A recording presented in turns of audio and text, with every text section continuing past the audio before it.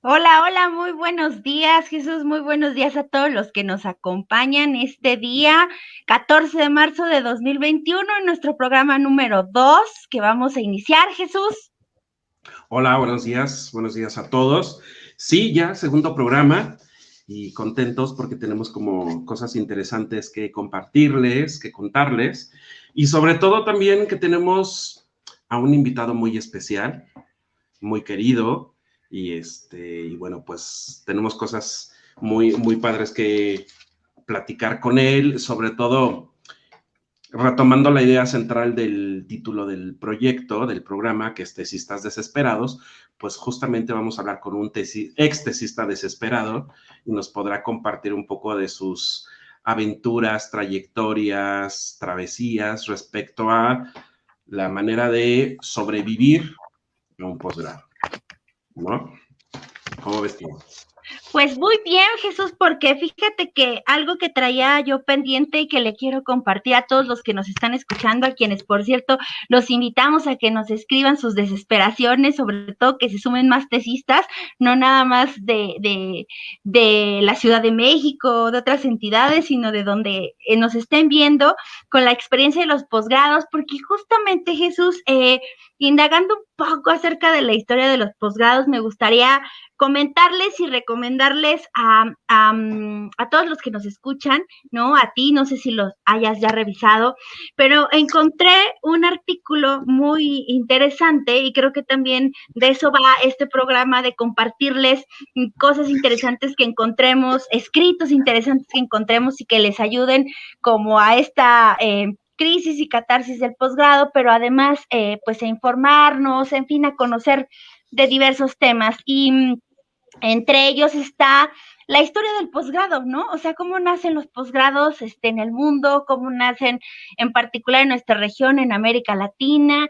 Y les recomiendo en particular un artículo que encontré que se llama Posgrado sobre Desarrollo en América Latina, Origen y Evolución, y que pone además en el marco de nuestro doctorado, Jesús, como muchas cosas del entorno político internacional y nacional, ¿no? En torno a los posgrados, justo, ¿no? El artículo lo escribe una doctorante, espero que no tan desesperada como nosotros, ¿verdad? Pero lo escribe de la Universidad de Colombia, esta Universidad de Bogotá, y es Claudine Escarreño. Entonces, rastreando un poco, su investigación justo va de cómo se ha desarrollado el posgrado a nivel internacional, también a nivel muy local en Colombia, pero comparte rasgos muy similares en toda la región en América Latina, ¿sabes? Y pone sobre la mesa varios temas que nos darían para un montón de programas y que esperemos que también nuestros invitados vayan pues poco a poco compartiéndonos de esas temáticas que tienen que ver con esto. Ella se va desde lo histórico a partir del surgimiento de la escuela, ¿no? De la institución, de la práctica educativa, por allá del siglo XVIII, viene recuperando esta parte de cómo era el legado de los adultos a las nuevas generaciones, ¿no? También recupera mucho acerca de los rasgos distintivos de la enseñanza tradicional, ¿no? Y las creaciones escolásticas que se basaron en el modelo francés, ¿no? Y bueno, los procesos de investigación que se han seguido a nivel internacional, ¿no? Para aterrizar el surgimiento del posgrado en la región y en el mundo como un complemento a la formación inicial o un complemento que nos da, y ella utiliza un concepto que a mí me llama mucho la atención y que podríamos discutir en torno a la meritocracia mucho más adelante, ya nos dirán nuestros espectadores qué opinan, sobre la distinción, ¿no? El ser distinguido de, ¿no? De una formación inicial, lo que te posibilita este posgrado es como resaltar, distinguirte, etcétera, y pone también sobre la mesa un debate en el sentido de que después ya se ha convertido como en una política a nivel internacional de exigencia también, de si tú tienes un posgrado, se asocia con factores como de calidad, ¿no? Los gobiernos retoman esas ideas para meterlo como parte de la política educativa y, bueno, obviamente también habla de la parte muy neoliberal, tal vez, de la concepción del propio posgrado. Entonces, yo les recomiendo mucho este artículo que tiene que ver justamente con el desarrollo de estos ejes y que me parece, Jesús, sumamente interesante. No sé qué opines y pues también platicar de nuestro doctorado, ¿cierto? Del de la UPN. Sí, sí, me parece como interesante el artículo que mencionas y creo que será muy, muy importante también revisarlo. Y en ese sentido, sí me gustaría, por ejemplo, ahorita que hablabas de que la autora va haciendo como una reconstrucción, quizá un poco histórica respecto a cómo va surgiendo y a qué necesidades va respondiendo, ¿no? Estos estudios de posgrado, que es antes como un complemento a la formación. Hoy tenemos claro, por ejemplo, que un posgrado tiene una implicación totalmente distinta, ¿no? Que tiene que ver con un nivel de especialización, ¿no?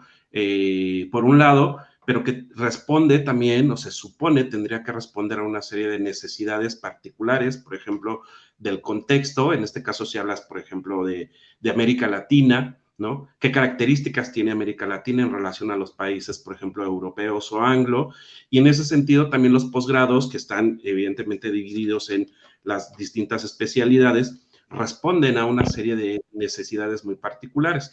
En el caso de nuestro posgrado, y que es donde me gustaría que pudiésemos retomar como esta, un poco que nos contaras un poquito más de este artículo respecto al ámbito educativo, porque finalmente nosotros estamos, digamos, encuadrados en el área educativa y el doctorado precisamente desarrolla habilidades en sus estudiantes para ser investigadores educativos. ¿A qué necesidades crees que tú que puedas estar respondiendo, más allá de lo obvio, que es lo educativo, pero que además tiene que trascender, ¿no? En este caso, a lo obvio, que es lo educativo. Creo que tiene que ir un poco más allá.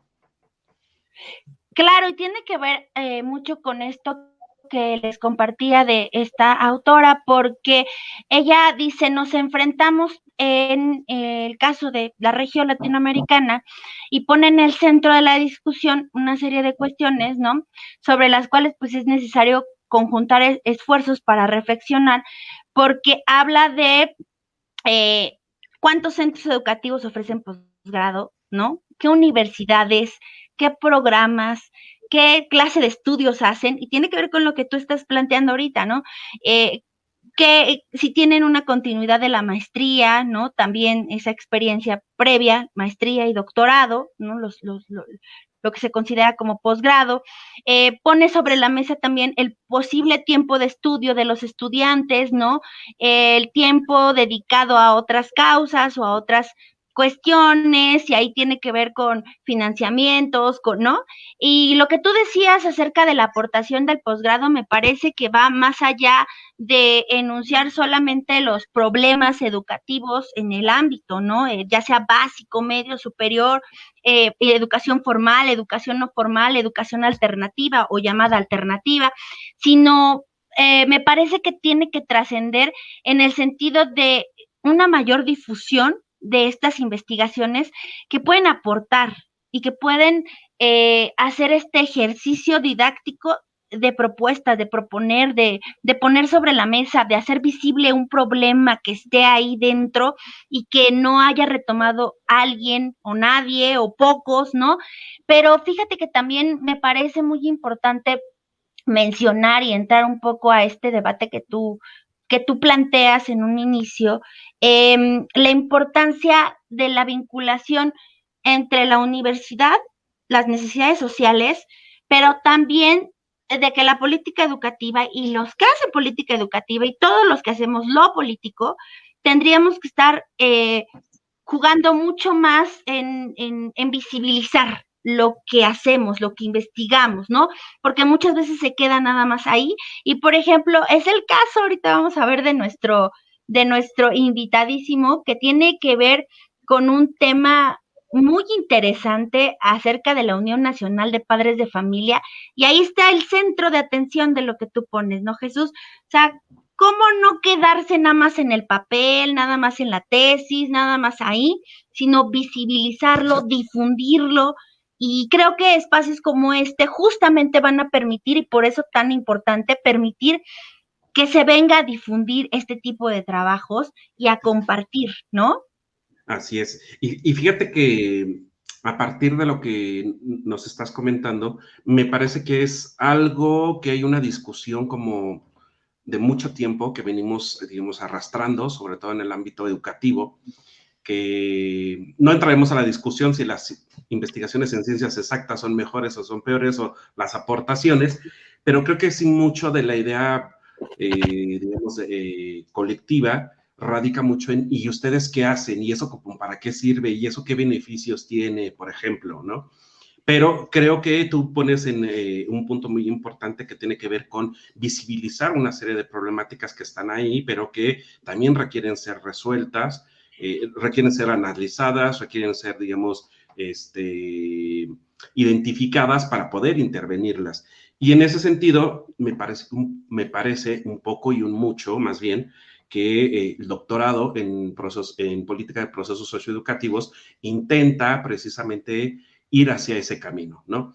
Si bien es cierto, hay distintas disciplinas que están aportando conocimientos y que se traducen en ciertas, quizá, actividades o productos o servicios sociales, también es cierto que, como decías tú, se necesitan políticas educativas que le lleguen a la gente, que también se visibilicen procesos de los sujetos que intervienen en las políticas, ¿no? Y que pues son relevantes precisamente para intervenir en los espacios sociales. Y en este caso particularmente de nosotros en el ámbito educativo, en cualquiera de sus niveles. Y en ese sentido me parece también importante poder traer un poco a colación la historia del doctorado, ¿no? Nuestro doctorado en política de procesos socioeducativos. Y bueno, yo me tomé un poco el atrevimiento como de ir buscando la historia que quizá conocía un poquito de esa historia, ¿no? No obstante, encontré una pequeña dificultad, que eso sí lo voy a plantear, pero me quedo con ese pendiente que hablé con un par de los profesores con los que hablé, que es precisamente no hay una historia escrita sobre el doctorado. Y creo que también es importante hablar, decir, compartir de dónde surge el doctorado, a qué necesidades, como tú decías, a qué necesidades sociales está intentando responder, ¿no? A partir de la formación de un grupo de estudiantes que se supone van a tener que responder, o vamos a tener que responder, ¿no? A esas necesidades. Y no solamente responder, sino también dar soluciones, proponer políticas, ¿no? Que respondan precisamente a esas necesidades. Entonces, si te parece, comparto un poquito de la historia del doctorado. Claro, claro, Y porque además después, sí, esto que estás dime. diciendo es muy importante porque justo en la génesis de los posgrados también está identidad, también está sentido, también está hacia dónde va, o sea, qué papel juega, no solamente como marca institucional, que este es uno de los doctorados que se ofrecen en la pedagógica, hay que decirlo también. Hay otros, y a lo mejor en algún momento abriremos el espacio pero ¿qué le pone ese sello fundador? Porque los fundadores, evocando un poco al maestro Eduardo Remedi, pues los fundadores y la fundación en sí de un programa, de una institución, ¿no? Marcan y van a trascender a partir de ese legado primero, ¿no? De esos sedimentos. Venga, Jesús. Claro. Bueno, y la idea justamente de hablar, un poco retomar la historia o el origen, esta génesis del doctorado en política de procesos socioeducativos, responde desde mi propio interés también a cohesionarnos como estudiantes, ¿no? Pero también para quien esté interesado o estén ahorita en este proceso de ingreso al doctorado, sepan también, bueno, pues que están en un programa que tiene unas características muy particulares, ¿no? Fíjate que hablé con la doctora Marilu Garay, ¿no? Que es un amor la doctora y me compartió parte de la historia, aunque al inicio me quedé con la idea de hablar precisamente con el doctor Andrés, porque algo yo sabía que él tenía que ver ahí con la historia original del doctorado. Y pues estamos justamente, platiqué con él precisamente respecto a esto. Y la historia, o por lo menos la primer propuesta de qué puede salir se originó en el doctorado en educación en el año 2011, 2012, más o menos.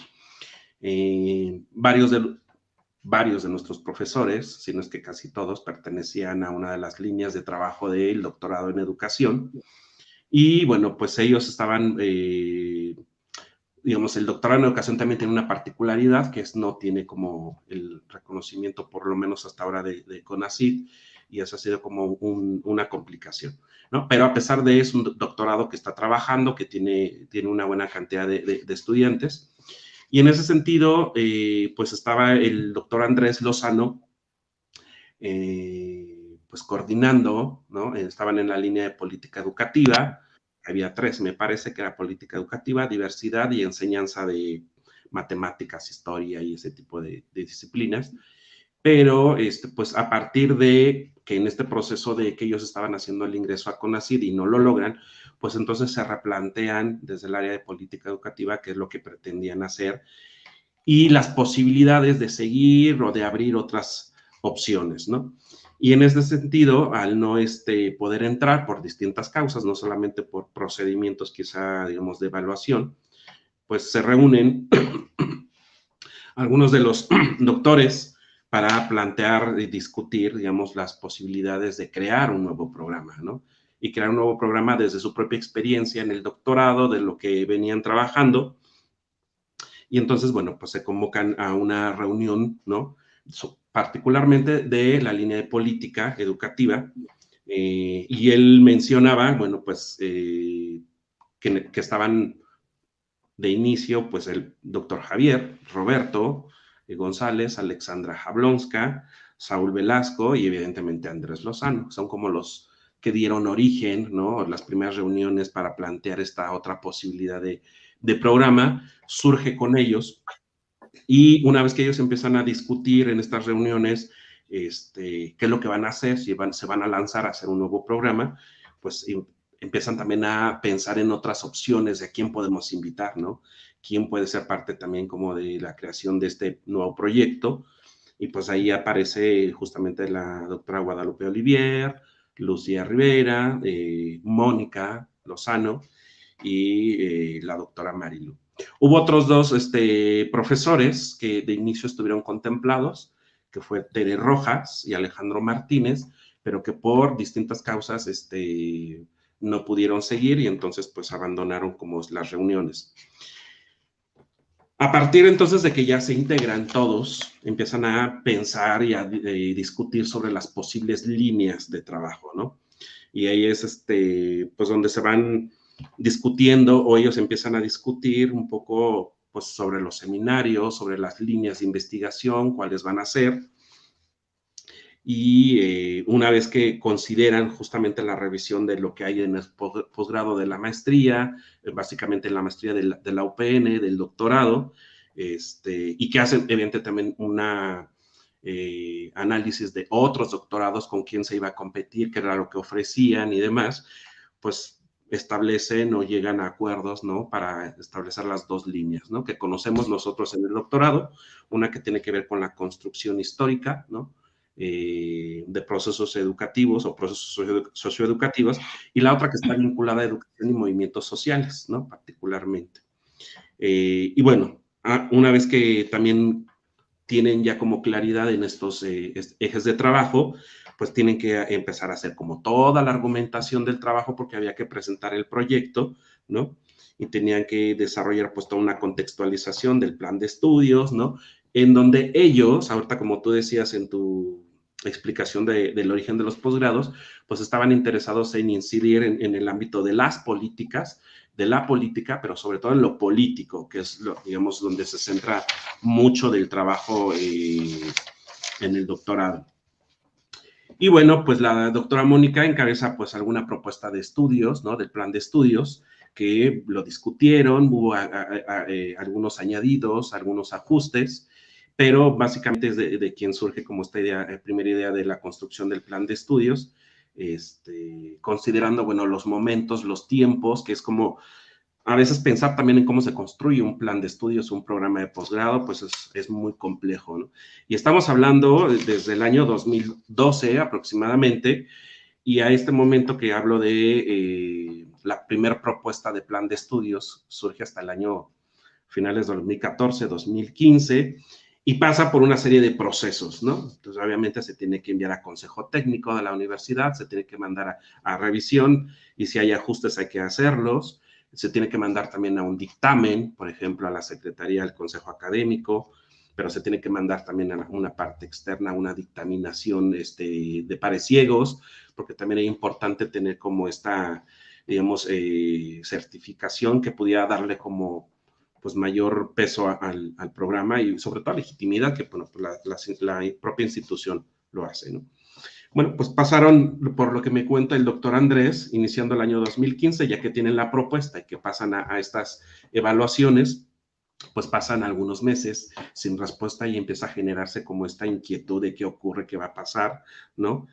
Y pues hasta finales del año 2015, estamos hablando de 2015 aproximadamente, se habla entre septiembre y noviembre de 2015, pues se habla de la autorización del programa, ya con todos los ajustes, los tiempos, y se empieza a partir de que se da esta autorización, pues se empieza a trabajar pues ya en echar en marcha el proyecto, y eso pues implica que después de varios años de trabajo, pues hay una primera meta, ¿no? Alcanzada, que era lograr la autorización, los dictámenes favorables, y ya una vez que se tiene esta autorización, pues se plantea pues trabajar como a marchas forzadas, porque en enero tenía que salir la convocatoria ya con todos los lineamientos y entonces había que hacer una serie de cosas, ¿no?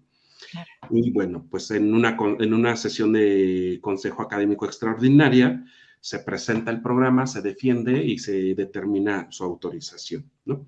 Y es así como en el año 2016, más o menos, tendré algunas quizá inconsistencias por ahí. Las fechas. Ajá. En fechas, pero bueno, creo que también será importante en algún momento recurrir a uno de los doctores para que nos pueda contar, o si nos está viendo el doctor Andrés en algún momento, Claro. tomar con él, ¿no? Esta charla, porque me parece como muy interesante, ¿no? El hecho del origen del programa. Y bueno, en enero del 2016 sale la primera convocatoria, en agosto del 2016, pues ingresa la primera generación, y ahí habría que poner como, ya para ir concluyendo, que no me quiero alargar tanto en esto, Sí. habría que poner como una serie de puntos muy concretos para la gente que nos escucha y sobre todo para los chicos, chicas que nos están viendo, que están en el proceso de ingreso.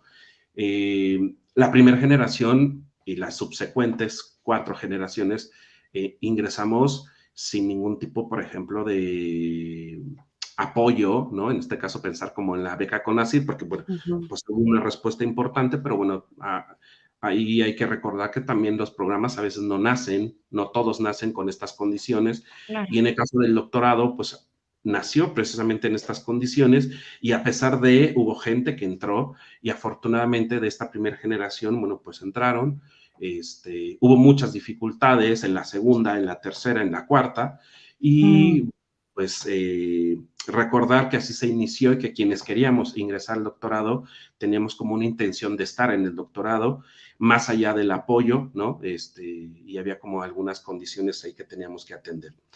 Pero, dado el trabajo que se desarrolló desde ese entonces y con estos procesos que estoy comentando, pues evidentemente era un objetivo adicional, ¿no? Desde su propia creación, llevar el programa del doctorado al reconocimiento de CONACYT. Y eso se logró, pues el año pasado, ¿no? Sí. Y a partir del año pasado, bueno, pues el programa es reconocido como uno de los programas nacionales de NPC, ¿no? Sí. calidad de posgrados del propio CONACYT. Calidad. Bueno, eso también le da pues pues le da un lustre muy importante al propio programa, el trabajo que están haciendo los doctores, porque también eso hay que decirlo, ¿no? Esto también es resultado del trabajo de ellos, y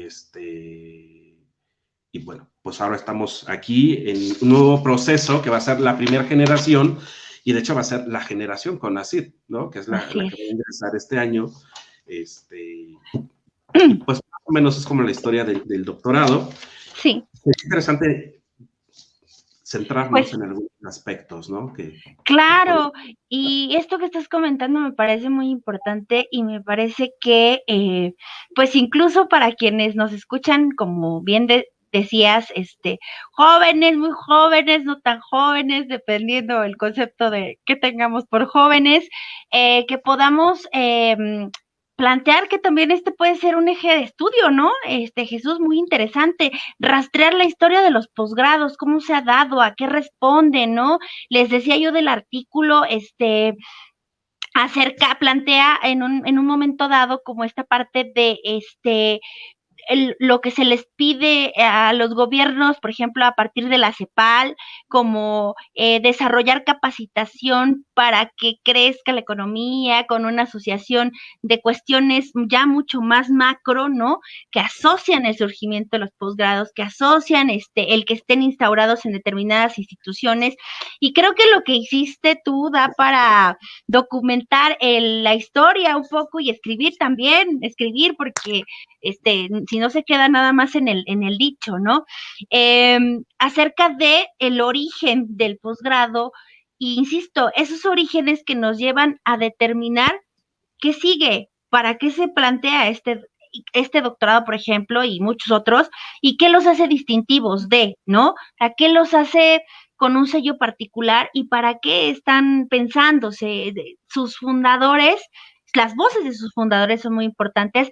Y otra parte también que sería muy interesante contrastar es justamente las experiencias cotidianas de los estudiantes, y justo a eso se debe que el día de hoy tenemos al invitado de esta generación primera egresado del doctorado en política y los procesos socioeducativos, y que, insisto, trae un tema muy provocador porque también ahí viene un eje político maravilloso. Dice la Unión Nacional de Padres de Familia, la reconstrucción histórico-política de una organización social de derecha. Entonces, creo que es momento de darle la palabra y recibirlo con muchísimo gusto a José Antonio Padilla de la Peña, ¿no? Quien ya está aquí. Hola, José Antonio, ¿cómo estás? Muy buenos días. ¿Nos Muy escuchas bien? buenos días. Muy buenos días, Pau. Muy buenos días, Jesús. Gracias por el honor de invitarme y por interesarse por un tema como es el de la Unión Nacional de Padres de Familia. Gracias. Bueno, pues muchísimas gracias a ti, por aceptar la invitación. La verdad es que estamos muy contentos de que estés con nosotros y nos interesa, como decía Paulina, pues más allá de la propia historia, que seguramente ahorita escuchaste un poco que compartí, tú la viviste parte de esa historia, porque además tú eres parte de esa generación inicial, y que tenía una serie de puntos importantes que también le dan mucho sentido al propio programa, ¿no? Entonces, nos gustaría que nos pudieses contar, antes de entrar de lleno a tu tema, porque nos parece como también muy interesante, y creo que es muy provocador cuando hablas de organización social de derecha. Generalmente asociamos las organizaciones sociales o los movimientos Sí. sociales con, digamos, a la izquierda política, y tú nos planteas como una organización social de derecha, pero bueno, eso lo vemos a ratito. Primero, cuéntanos de tu experiencia como alumno, tus momentos de desesperación más terribles que dices así, odié esto, Sí. esto no estuvo tan padre, esto pudo haber sido de esta manera, sobre todo pensando que ahorita ya tienes como unos meses que egresaste y que ya eres todo un doctor, evidentemente, ¿no? Pero que quizá esta mirada de este proceso que viviste a lo largo de estos 4 años te permiten ver con un poco mayor de objetividad, esto estuvo bien, esto faltó, o cuéntanos, ¿cómo fue tu experiencia? Venga, Pues después de la desesperación, ¿qué pasó? Sí, pues después de la desesperación entras en un estado como de limbo porque es en lo que tú te repones. En primera uno no se la cree que pueda llegar al grado de doctor y sobre todo cuando tú te das cuenta que ser doctor de una universidad pública es sumamente reducido y que prácticamente de todos se va reduciendo mucho el porcentaje de egreso conforme van llegando a las diferentes etapas de profesionalización. Y el doctorado resulta que de 1 millón de personas uno lo alcanza, ¿no? Y sobre todo de universidad pública, pues es alrededor de 2 millones más o menos. Entonces, sí, yo también estoy muy sorprendido de esto. Debo decirles que al tener la enorme ventaja de trabajar para la Universidad Pedagógica Nacional, pude ver a distancia cómo iba cristalizándose la idea de un doctorado de la naturaleza en la que nosotros estamos, en la que incursionamos, porque ciertamente es un equipo de trabajo de profesores sumamente preparados, pero que sí, que estaban entrando a una dinámica poco conocida, en la que también ellos buscaban que no fuera focalizada a un solo sector de estudiantes, sino que fuera plural, como alguna vez lo llegamos a conversar, en la que pues tuvimos desde historiadores del arte, pedagogos, psicólogos, y en mi caso, que es la historia, por ejemplo, y eso dentro de la dinámica, pues dificultó algunas cosas, porque sí, en lo que ellos también comprendían que estaban teniendo, pues esta población estudiantil, pues nos exigían como si nosotros supiéramos abiertamente lo que ellos ya sabían.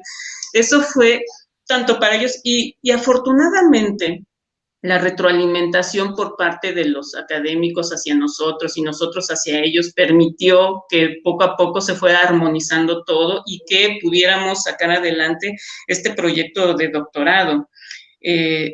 ¿Cómo también tengo que decir que estoy sorprendido que haya terminado, porque en mi experiencia yo pensé que no lo iba a lograr, porque yo llegué con un tema pues muy diferente con el que estoy concluyendo. A mí siempre me interesó lo laico, siempre me interesó conocer esta corriente, esta línea y la lucha que tuvo que sostener, pero ciertamente yo estaba tocando temas desde la trinchera de historiador y no como lo que ellos pretendían, que era darnos nuevos instrumentos metodológicos para ser críticos, más puntuales e innovadores de diferentes planteamientos. Entonces, el primer semestre yo no daba pie con bola, en el segundo tampoco, en el tercero dije, no, ya me voy. Ya me voy. O sea, sí, porque yo dije, voy a pasar a la catafixia, y resulta que debo de decirlo, el que me sacó de este empantanamiento fue el doctor Roberto. Él fue el que me dijo, ¿por qué si estás en lo laico no te vas y estudias la Unión Nacional de Padres de Familia? Yo no tenía ni idea de quién era la Unión, incluso me metí a la Secretaría de Educación Pública y erróneamente me fui a ver a las asociaciones de padres de familia, que obviamente nada que ver, pero fue así como empecé a dar los primeros pasos de una organización completamente escondida para la historia. Dime, Pau, ¿me vas a decir algo? Sí, ¿sabes qué? Lo que pasa es que me gusta mucho esta narrativa que estás teniendo acerca de tu experiencia y que muchos que están escuchándonos y yo misma, Jesús, nos podemos identificar, porque aquí pones sobre la mesa muchos temas, ¿no? El primero, el sentido de adaptación, ¿no? Adaptación a un posgrado que estaba en ciernes, que estaba iniciando, ¿no? Y que bueno, agarrar eso, pues como que ser los primeros no es tan fácil. Uno, ¿no? El sentido fundacional. Dos, pone sobre la mesa esta crisis a la que creo que todos nos hemos enfrentado en algún momento, de decir, no, creo que no lo voy a lograr, creo que mejor digo ya, ¿no? Por muchas cosas, ¿no? Tú nos estás compartiendo esto. Tres, un ejercicio de orientación o reorientación, que a veces uno lo necesita también con una mirada de segundo orden, ¿no? Y la parte de quién le entra, ¿no? O sea, quién le entra ahí, ya no nada más como profe, ¿no? Sino como ser humano, de decir, a ver, no, tranquilo, ven, yo te entiendo, te escucho, te reoriento, te reorganizo, ¿no? Que esos procesos son muy importantes porque, no sé, es parte del sufrimiento institucional. Entonces estás poniendo una serie de cosas muy interesantes, pero me gustaría sobre todo detenerme ahí. O sea, ¿por qué pensaste esto ya no va a salir? Y una vez que retomas, ¿cómo fue esa parte de tomar, recuperar, reincorporar este elemento y el sentido de flexibilidad que tienes que tener? Porque luego a veces uno también entra con mucha arrogancia de no, de aquí no me muevo, ¿no? A ver, platícanos sobre eso, Antonio. Gracias. Afortunadamente, eso que tú dices de la arrogancia sí es una piedra en el zapato, porque sí tú tienes sólido el andamiaje, que tú puedes llevar un proyecto a través de los mecanismos que tienes. Sí, es la prepotencia de la ignorancia, ¿no?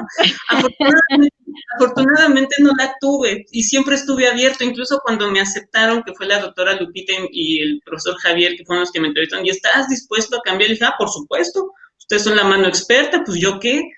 Entonces, eso ya fue lo que también me dio pase, porque sí, ciertamente tuvimos candidatos se tuvo candidatos con mucha resistencia al cambio, en el que de plano pues eso pues no permitía esa dinámica de ingreso.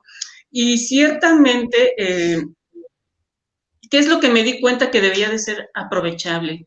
El instrumento metodológico que ellos te pedían, y como tú bien lo dices, Pau, ¿por qué me di cuenta que no lo iba a lograr? Porque no lo entendía. No lo entendía. También a ellos les costaba trabajo decir cuál era el fin. Entonces, sí nos estaban diciendo claramente que era cambiar nuestra mirada y que pudiéramos romper nuestros esquemas para poder lograr innovar. Eso sí, pero cuando ya nos enseñaban, no comprendía cómo se estaba cuajando esa idea. Y fue cuando, por ejemplo, yo me di, no, sí, me van a sacar, porque yo estoy muy amachinado sin darme cuenta de que quiero hacer historia cuando lo que se pretende es hacer otra cosa.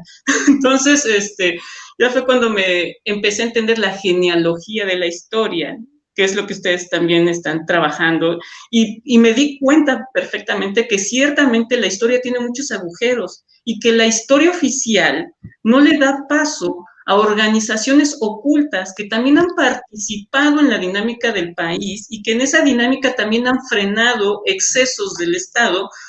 Por ejemplo, cuando vemos estados que pretenden aniquilar el sector privado, a ver, espérate, no es para tanto, y entonces incursionan otros agentes para tratar de dar equilibrio. Es una contrafuerza interesante, pero eso no se ve. Y es, por ejemplo, lo que después con el texto de Vigilar y Castigar de Michel Foucault ayudó muchísimo, porque, bueno, tenía más que ver conmigo de las pulsiones, las emociones, las angustias, cómo participan en la dinámica social y cómo éstas se reflejan en acciones. Es decir, y ahí fue cuando empecé a entender lo que se tenía que hacer y fue como pude cambiar el proyecto de tesis, que si tú lees el que yo llevé para el examen, o sea, no es nada que ver con lo que estoy terminando, ¿no? Y dime, Jesús. No, adelante. Y debo de reconocer que, por ejemplo, todos los profesores estuvieron abiertos a platicar conmigo, yo llegaba al currículo de esta Lucía, de la doctora Lucía, es que no entiendo nada, y se prestaba y me daba como media hora, 40 minutos, aunque no hayamos tenido la cita, y lo mismo me pasaba con Lupita, y lo mismo me pasaba con Javier. Javier andaba un poquito más correteado, pero siempre estuvo ahí, me hablaba por teléfono. Creo que este es el verdadero éxito del posgrado, que no tienes a un equipo de trabajo como son los profesores aislados y que nada más programadamente te atienden, sino que están hasta cuando te estás poniendo a llorar, ya no puedo más, y cosas así, ¿no? Entonces, ese es el éxito. Justo ahí acabas de dar con un punto bien importante que me parece puede ser como, si no en buena medida o totalmente, pero sí una parte importante del éxito de un programa de posgrado, que es el acompañamiento.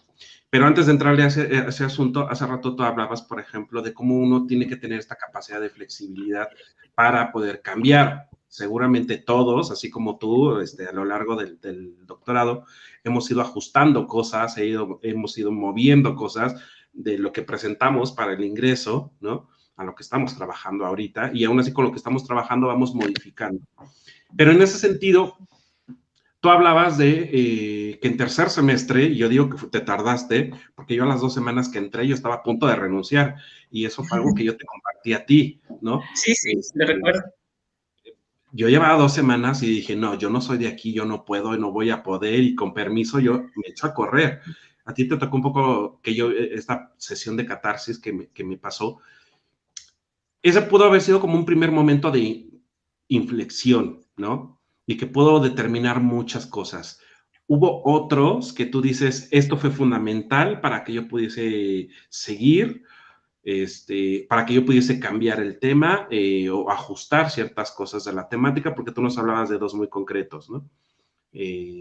Hablabas, por ejemplo, de cuando dices no, no quiero, porque a veces uno también en este nivel de ignorancia, pues suele ser muy tosudo, ¿no? Y dice, no, no quiero, no esto, no el otro.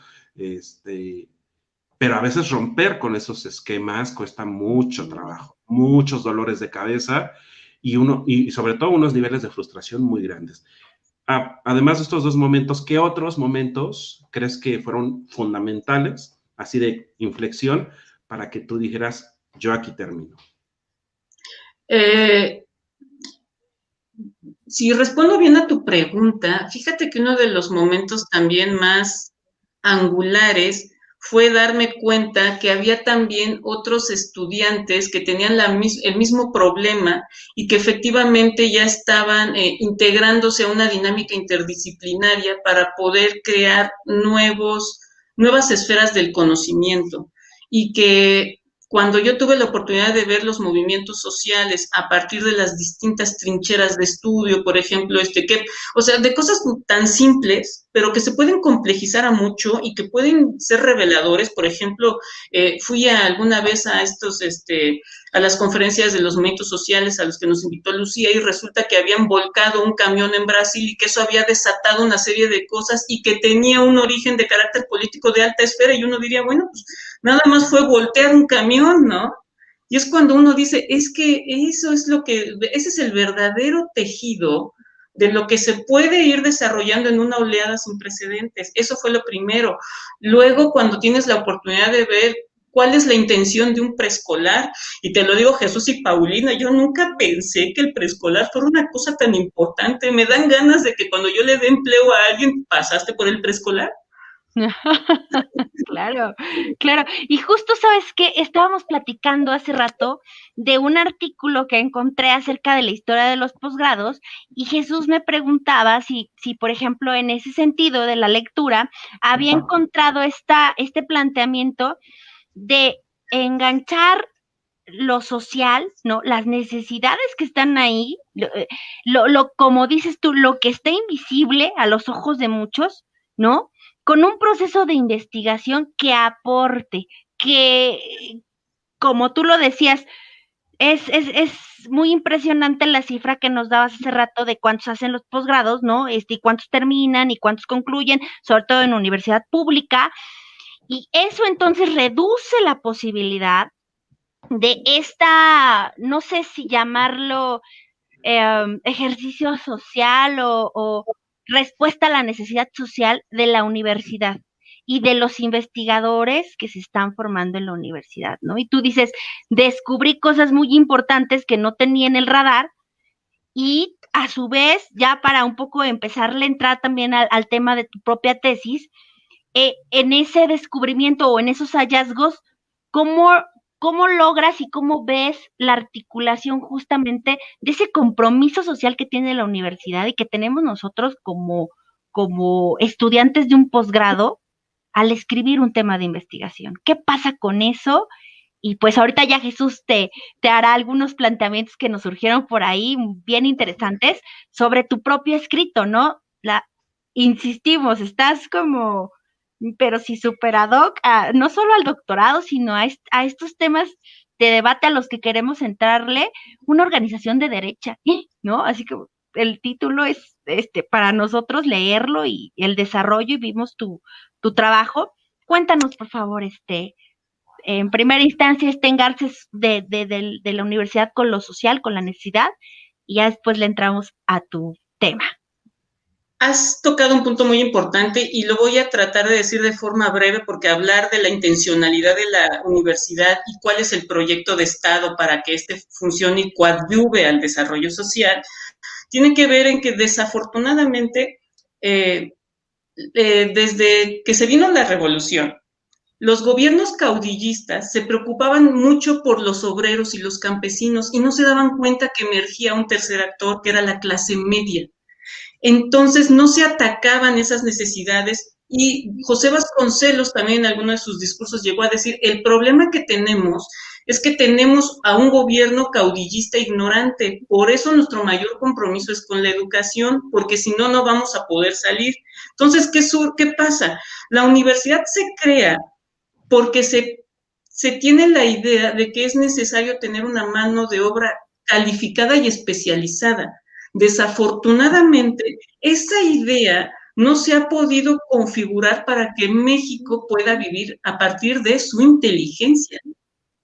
Ese es uno de los problemas, por eso es que la educación al día de hoy sigue siendo, y tú lo puedes ver en los diferentes estándares, y por ejemplo en la revista Times y estos periodistas de investigación seria, que el mayor fracaso, la empresa más fracasada de México es la educación, porque no se entiende el sentido de la educación para que se pueda obtener el beneficio.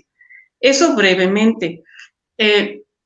Ahora, tocando ya mi tema, así como tú bien lo dices, bastante picante, como también lo pudimos leer ahorita en el chat, sí, yo también estaba muy sacado de onda y además pensaba que la cosa iba a ser sencilla y resulta que es una derecha completamente cerrada, que no le da paso a cualquiera. Partamos desde el principio. ¿Qué es la derecha? La derecha no se puede definir, se puede caracterizar, porque pareciera mentira, pero la derecha puede asentarse en diferentes estratos sociales, no es necesariamente popular, no es necesariamente de la misma idea. Tienen un común denominador que es preservar el status quo.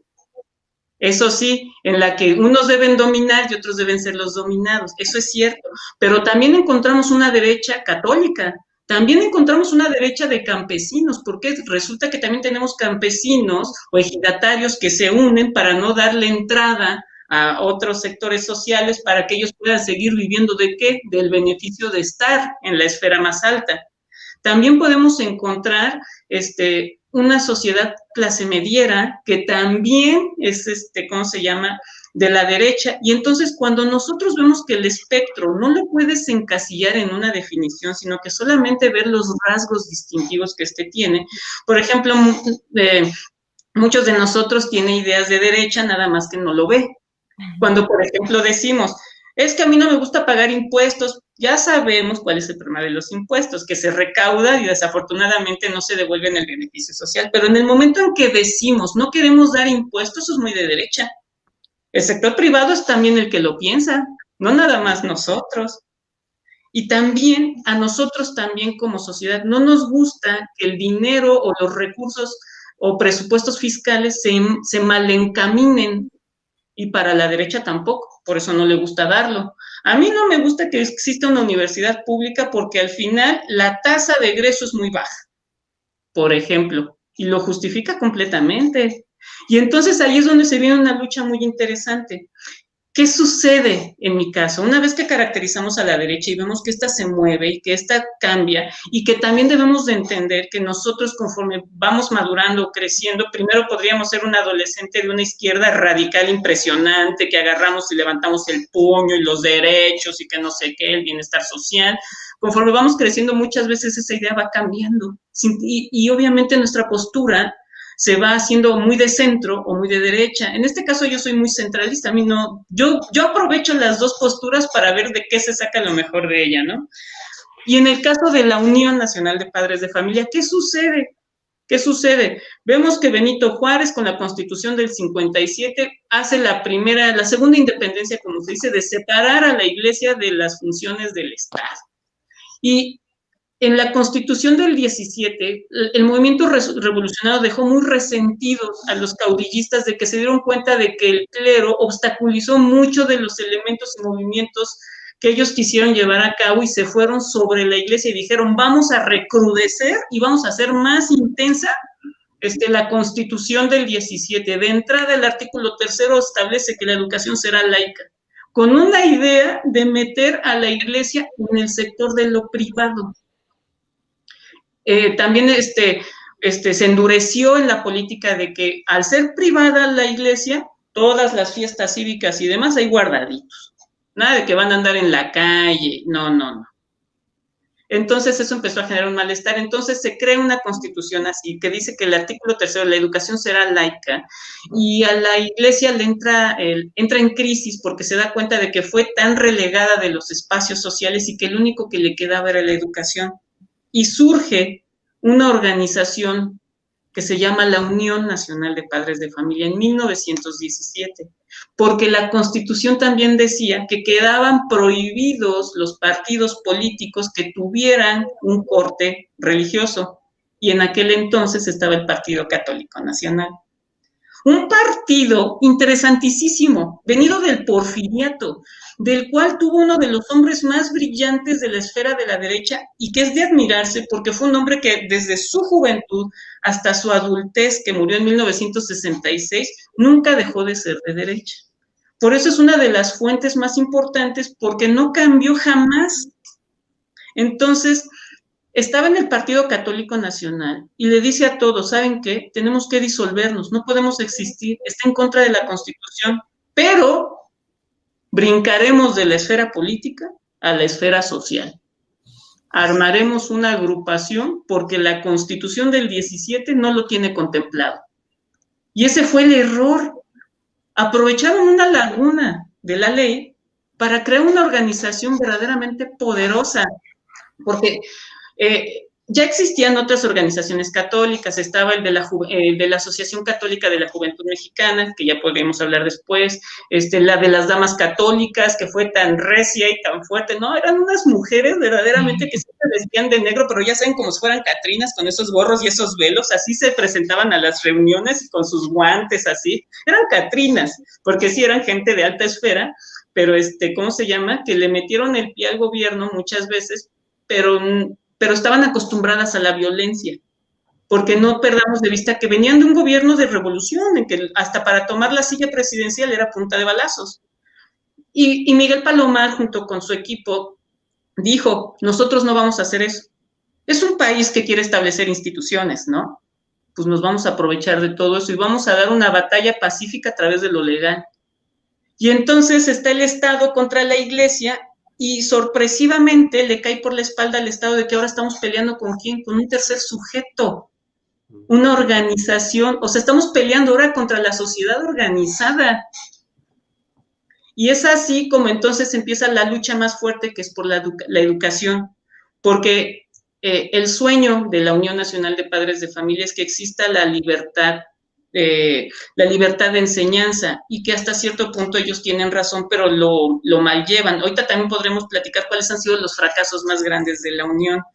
La Unión, entre sus fracasos más grandes, es que siempre se quedó con una misma idea y nunca comprendió que la sociedad se iba haciendo más contemporánea, más cosmopolita, que tenía una idea distinta de lo que era, por ejemplo, el matrimonio homosexual, de lo que era la adopción, entonces seguían con la idea de que no, y eso les quitaba militancia.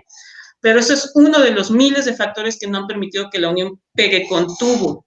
Entonces, así es como surge la Unión, a través de la emergencia, como diría Roberto, de que se vieron restringidos y tuvieron que buscar alternativas para llevar a cabo su propio proyecto de nación.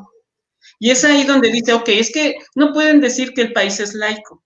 No lo pueden decir porque entonces no hay libertad de enseñanza como ustedes lo quieren decir, porque entonces debería de haber educación confesional, religiosa, y la educación laica, porque esa es la igualdad de circunstancias. Y es así como se lucha, porque la educación privada sí lo tenga. Y hubo una serie de sinsabores, o sea, se daban con todo. Por ejemplo, si la Secretaría de Educación Pública estableció los inspectores, y los inspectores iban a las escuelas privadas y las clausuraban, y entonces los niños se quedaban sin escuela, y también le pedían a los padres, por favor, no mandes a la impía escuela laica, no dejes que le metan el demonio a tus hijos, esto va contra las reglas de Dios. Y así me aventé alrededor de 6,000 documentos que expresaban todo eso. A lo largo de 3 años lo trabajé. Y ves cómo, por ejemplo, Plutarco Elías Calles, en su radicalidad y en su anticlericalismo, empieza a decirles, pues, todas las escuelas le quitan todas las imágenes religiosas, y ahí ves a todas las escuelas quitándolas con tal de trabajar. Claro que sí, dime. No, digo yo que, o sea, es sumamente interesante lo que estás planteando porque nos estás dando un panorama muy interesante de esta asociación. Me gustaría, pusiste en todo lo que nos has narrado, dos elementos que me parecen centrales. Uno, ¿cuáles son las características que han podido llevar a esta asociación a sobrevivir y cuáles a no proyectarse de manera mucho más importante? No sé si nos podrías compartir, no sé, Jesús, también si tienes por ahí, surgían muchas dudas al respecto también, ¿no? Muchos comentarios. Sí, y bueno, pues creo que pusiste como las dos muy concretas, ¿no? La primera que tiene que ver con estas características, porque además, por lo que he escuchado de su trabajo, de Antonio, pues creo que uno de los elementos importantes de esta asociación es intentar pasar como de manera muy velada por algunos espacios, ¿no? Sobre todo a través del tiempo, porque además ese es otro elemento fundamental. ¿Cómo ha logrado sobrevivir tanto tiempo, no? Uh-huh. Y la otra, que tiene que ver un poco con lo que decía Paulina, no sé si no tiene un papel tan importante. Yo creo que es todo lo contrario. Yo creo que ahora está de otras formas y con un papel todavía mucho más importante, y para eso sí sería importante pues que Antonio nos dijera qué es lo que encontró él y cómo podemos observar esta unión, porque hoy pareciera ser como la Unión Nacional de Padres de Familia como un ente abstracto, muy ajeno a todo lo que ocurre en el país, pero en la realidad resulta que es todo lo contrario. Cuéntanos, por favor, Antonio, que nos tienes muy entretenidos y muy interesados aquí en el tema. Sí. Claro que sí, como bien ahorita nos lo menciona la doctora Lucía en su mensaje, hay algo que hizo sobrevivir a la Unión, porque no podemos perder de vista que estaba organizada por padres de familia que no necesariamente eran extremos, había muchos que eran moderados, había muchos que no estaban con esta bandera tan arraigada, pero como bien lo dice la doctora Lucía, ellos tenían un común denominador, que era una encíclica del Papa. Y esa era su Biblia, es decir, por ejemplo, la educación socialista era muy mal entendida. La educación socialista la empezó Plutarco Elías Calles y la cristaliza Lázaro Cárdenas, en donde ya pone que el artículo 3, la educación, además de ser laica, será socialista. Pero la idea ya era de Plutarco, y Plutarco tenía la idea de que la educación socialista era aquella que daba verdadero sentido de pertenencia social, de coadyuvarnos y de ayudarnos, no del sentido socialista de la Unión Soviética, que en aquel entonces el Partido Laborista había ganado en la URSS, en la Unión Soviética, y que habían quitado a los Romanov para que se estableciera el primer partido, el Partido Comunista Único, y bla, bla, bla. Y ese era el terror que tenía el mundo, y sobre todo los estados pontificios, el Vaticano y las arañas, porque decían, no, esto se va a permear por todos lados. Y entonces surge una encíclica que dice, tenemos que defender nuestra religión de un Estado intervencionista, dominante, porque el temor de la Iglesia era que todas las propiedades, porque no olvidemos que la Iglesia es la propietaria más grande, es el terrateniente más importante que hay en el mundo, porque lo tiene por todo, y su temor era perder esas propiedades privadas y que se convirtieran en una propiedad del Estado en beneficio social. Entonces surge esta encíclica, y es ahí, a partir de esa encíclica, que la Unión no pierde su eje, no pierde su sentido, porque los propios caudillistas, los propios gobiernos postrevolucionarios no entendían qué era el socialismo. No lo entendían, cada quien lo interpretaba a su modo, y luego los ves lanzando discursos terribles. Por ejemplo, Plutarco Elías Calles, en alguna vez ya enojado y muy alzado, decía, pues la mente de los niños es nuestra. No hubiera dicho eso. Surgen los tecos, surge, ¿cómo se llama?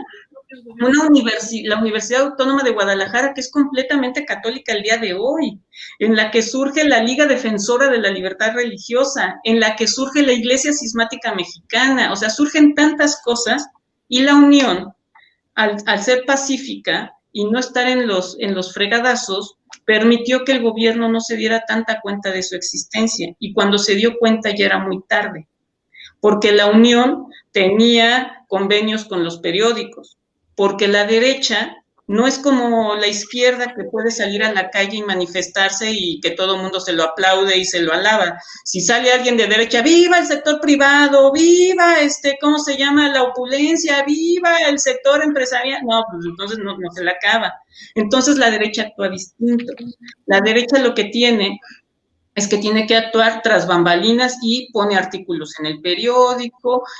Algo que fue muy común fue el reparto de propaganda. Llegaba a las escuelas públicas y a los papás les pasaba un papelito: ¿no te gusta cómo se está llevando la enseñanza? ¿No te gusta cómo son los maestros? ¿No te gusta cómo se va llevando la educación? Ven, únete a nosotros, la Unión Nacional de Padres de Familia te espera.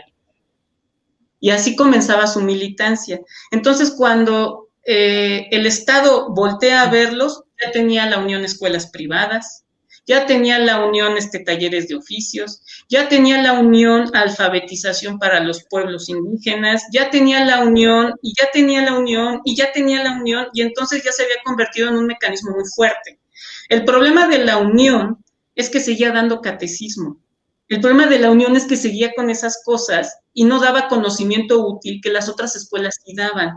Y es cuando el Estado le decía: es que tú no estás facultado porque no tienes pedagogos, o sea, tú no tienes quien enseñe, no tienes profesionales de la educación. Y ese sí fue uno de los problemas que retrasó la dinámica de la Unión, porque sí, bueno, creo que sí le estamos regando, nada más estamos enseñando catecismo, a llevar la oración, educación para padres, de cómo llevar la doctrina religiosa. Y respondiendo a lo que dice nuevamente mi doctora de cómo fue la problematización, difícil, muy difícil, porque yo no sabía cómo interpretar los documentos que me permitieran ver la pulsión y el miedo. No se ve, es que mira, en aquel entonces los documentos se hablaban con mucha formalidad, y además sí, no, sumamente, y como eran perseguidos, casi no decían muchas cosas. Solo vi un telegrama en la que hubo una emergencia así de que Plutarco se metió a los archivos de la Unión y quién sabe qué se llevó, y bueno, era el grito. Y la problematización efectivamente era hacerme preguntas como: a ver, estoy estudiando la Unión, ¿cómo es que sobrevivió? ¿Cuáles fueron los mecanismos? ¿Qué ha hecho la Unión que le ha permitido vivir por más de 100 años, a pesar de ser una organización mucho más débil que la Liga Defensora de la Libertad Religiosa, que la U, que es el partido, no es que, ya no me acuerdo, es que vi como 18, 20, pero le dicen la U, los Caballeros de Colón, que también estuvieron ahí. ¿Qué pasó?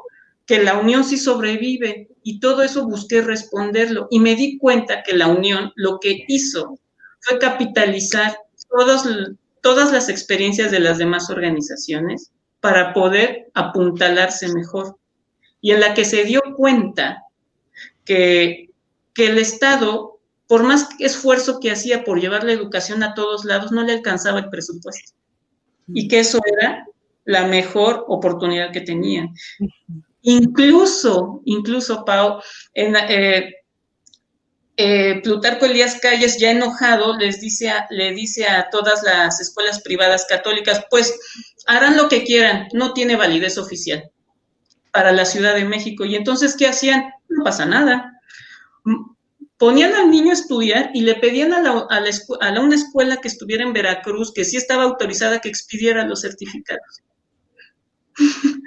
Y así, o por ejemplo, se daban las clases y entraba, por ejemplo, el inspector: ¿qué están haciendo? Inmediatamente ponían el taller de oficio, que estaban haciendo carpintería y todo, pero apenas se iban, otra vez ponían a la Virgencita ahí, clases, sí, o sea, las casas se convirtieron en uno de los búnkers más importantes, y entonces ahí se salía de la inspección, porque pues ahí se tenía que llevar a cabo otro tipo de denuncia, etcétera, etcétera. Es que la religión solo se puede llevar en los templos, ¿no? Sí, bueno, pero también en mi casa, porque mi casa es privada, entonces yo puedo, y el gobierno te dice que sí, pero tienes una casa demasiado grande que ya parece templo. Así fue. Entonces, la Unión al ser pacífica, puede sobrevivir a los primeros embates, posteriormente capitaliza todo, y la Unión al final, como por los años 20, y sobre todo en la era cristera del 26 al 30 le perdemos la pista, porque como no era tan fuerte, quedó subordinada a la propia Iglesia Católica. Y la Iglesia le decía, sí tienes que pelear por el artículo 3º, pero por el derecho al sacerdocio a dar educación. Y la Unión le decía, pero es que yo no funciono así. Es por el derecho de los padres a llevarle el tipo de educación que quieren para sus hijos. Pero eso no importa, y como no podían contraponerse con ellos, porque dentro de la Unión estaban los caballeros de Colón, y pues ya sabes que ellos son férreos, y pues muy disciplinados, y obedecen lo que la jerarquía les dice, pues se detiene y se frena. Pero la Unión la pusieron con el campesinado, que tuvo un choque muy fuerte, porque se acercan al campesinado y no entienden que el campesinado tiene un lenguaje distinto, y los dos mundos chocan porque no lo entienden. Es una unión de padres de familia de clase media alta, que no saben lo que es meter las manos, que no entienden, o sea, no saben tantas cosas y no son empáticos con el campesinado. Luego se van por ejemplo, con la Universidad de la Ibero y le dice, ayúdanos a firmar este papel, por favor, de que estás en contra del artículo 3º porque viola los derechos. Y los jesuitas le contestan, nosotros te vamos a demostrar que podemos convivir perfectamente con el artículo 3º y al mismo tiempo llevar nuestro credo. Y mole. Entonces no tenían, o sea, y luego dijeron la Unión Nacional de Padres de Familia, ya sé, ahorita está Lombardo Toledano con la CTM y está con los sindicatos obreros. Hagamos también nuestro sindicato. No lo hubieran hecho. Se encuentran con un Lombardo Toledano completamente asesino. Y empezó la persecución de todos ellos. Entonces, la Unión se tenía que esconder. Muchos me dicen que yo, cada que narro la vida de la Unión, la veo a ellos como víctima, pero ciertamente yo intento verlo desde la perspectiva de la derecha, porque si nos ponemos en la izquierda no la vemos como víctima, la vemos como el agente enemigo a vencer. Entonces, esa fue la Unión. Y la Unión le toca la Guerra Cristera. ¿Por qué se da la Guerra Cristera? Resulta que estaba la Unión muy quitada de la pena, como si no hubiera problemas en el país, y estaba ella repartiendo, fundando sus escuelas y todo. Nunca había podido, en los años 20, poderse dirigir al presidente, nunca tuvo esa oportunidad. Estaba, como te digo, subordinada a la Iglesia, todavía no podía, no tenía un proyecto personal hecho por él, sí lo tenía hecho, pero no lo podía llevar a cabo, porque la Iglesia le obstaculizaba todo. Necesito que te vayas a botear dinero, necesito que por favor hables con, o sea, la traía con muchas tareas y no podía llevar a cabo su proyecto. Surge la Iglesia Cismática Mexicana, porque Plutarco, en un intento desesperado, ya estuvo bien. Vamos a poner nuestra propia iglesia, que esté en sintonía con nuestra Constitución, y dejamos de tener esta potencia extranjera que se mete con nosotros. Y surge la Iglesia Cismática Mexicana. Esta iglesia cismática, ustedes la conocen si han pasado por Avenida Juárez, enfrente del hemiciclo, hay algo que era como una biblioteca, esa es la Iglesia Cismática, ahí estaba. Entonces, en 1926, surge, y paralelamente Plutarco empieza con la idea de que la Iglesia, todo es propiedad del Estado, todos los templos son propiedad del Estado, y entonces se tira al piso la Iglesia y dice, vamos a llevar a cabo la última misa, y Miguel Palomar y Vizcarra, organizando el atentado contra el nuevo pastor de la Iglesia Cismática, y entonces, cuando pasa todo esto, se violenta mucho la sociedad, y la Iglesia misma se tira al drama y dice, hoy es la última misa, a partir de mañana ya no habrá bautizos, ya no va a haber bodas, ya no va a haber asistencia espiritual por si se te está muriendo alguien, ya no va, nada, y pues eso empezó a propagar el terror, sobre todo a los estratos más sencillos, y en lugares tan combativos como es Jalisco, Veracruz, Nuevo León, o sea, Puebla, no se imaginan lo católica que es. Yo pensé que sí sabía que era muy católica, pero yo no sabía que era en segundo lugar. ¡Qué santo! Sí. Y finalmente surge la guerra cristera. ¿Por qué? Porque cierran los templos y Plutarco dice, bueno, ahora vamos a aprovechar. Ya lo cerraron, ¿no? Pues ahora les vamos a pasar revista a todos, vamos a levantar un censo de todo lo que tienen allá adentro.